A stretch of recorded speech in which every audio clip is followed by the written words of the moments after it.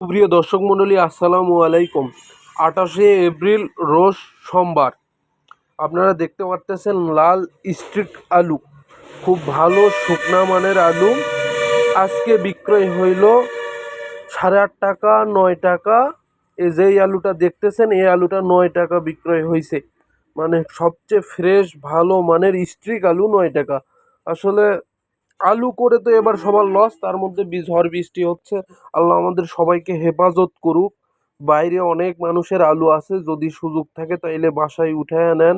এখন প্রচুর বৃষ্টিতে পানি পড়লে, আলুতে পানি পড়লে এখন পচার সম্ভাবনা সবচেয়ে বেশি। তো সবাই যারা আলু বাইরে আছে অবশ্যই ভালোভাবে রাখার চেষ্টা করবেন। এখন আলুর দাম বাড়তেছে না, আশা করা যায় হয়তো বা এই মাসের লাস্টের দিকে বাড়তেও পারে 2-1 টাকা সর্বোচ্চ। কারণ প্রতিটা মানুষের বাসায় প্রচুর আলু আছে, যা মেনে নেওয়ার মতো না, এত বেশি আলু আছে। তো সবাই ভালো থাকবেন, সেফ থাকবেন। ঘূর্ণিঝড় হওয়ার সম্ভাবনা আছে। সবাই ভালো থাকবেন। আল্লাহ হাফেজ।